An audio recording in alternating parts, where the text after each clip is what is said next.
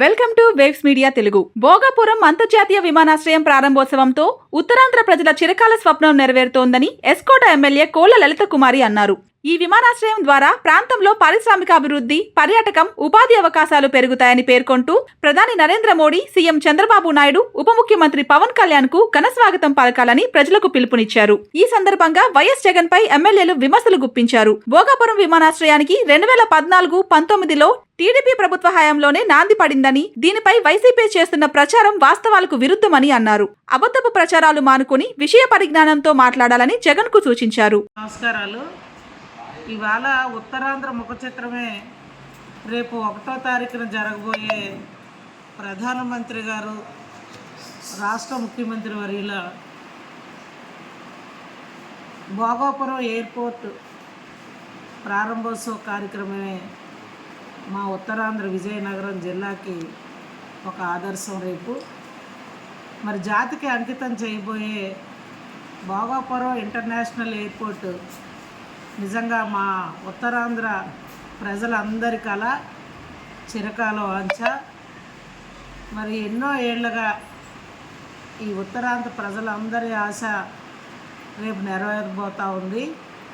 మరి ఆ కార్యక్రమానికి పెద్ద ఎత్తున తరలి వెళ్ళి గౌరవ ప్రధానమంత్రి వర్యులు నరేంద్ర మోడీ గారికి, గౌరవ ముఖ్యమంత్రి వర్యులు నారా చంద్రబాబు నాయుడు గారికి, గౌరవ ఉప ముఖ్యమంత్రి వర్యులు పవన్ కళ్యాణ్ గారికి, కూటమి నాయకులు, కార్యకర్తలు, ఉత్తరాంధ్ర ప్రజలు పెద్ద ఎత్తున తరలి వెళ్ళి స్వాగతం పలికి సభను విజయవంతం చేయాలని, మన ఉత్తరాంధ్ర అంటే వెనకబడిన జిల్లా అనే పేరుని ఇవాళ తొలగిస్తూ ఉత్తరాంధ్ర అంటే అభివృద్ధికి చిరునామా అనే విధంగా రేపు విమానాశ్రయ ప్రారంభోత్సవం ఒక పక్క, భవిష్యత్తు రోజుల్లో ఈ జిల్లా అభివృద్ధిలో ముందుకు పయనించడానికి ఇది ఒక తొలిమెట్టు అని ఉత్తరాంధ్ర ప్రజలందరి కల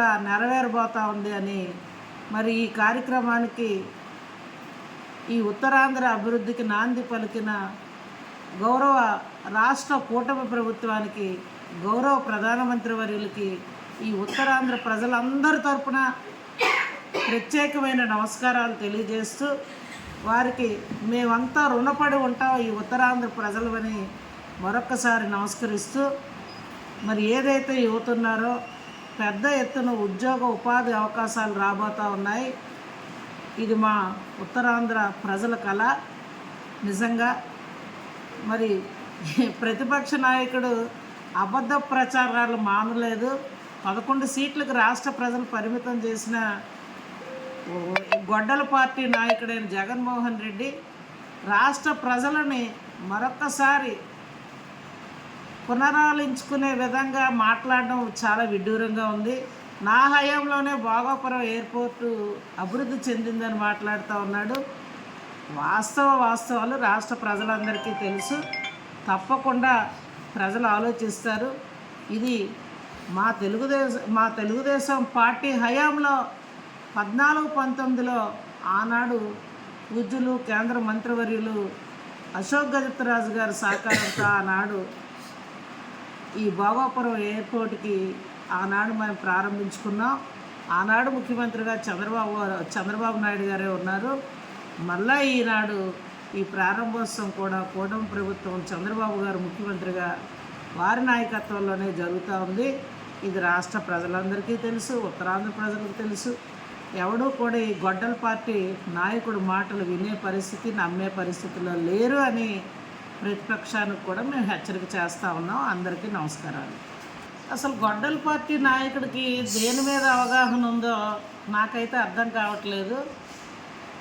నేషనల్ అనుకుంటున్నారా, ఇంటర్నేషనల్ ఎయిర్పోర్ట్ అనుకుంటున్నాడో ఆయనకు దేనికి కూడా అవగాహన లేదు.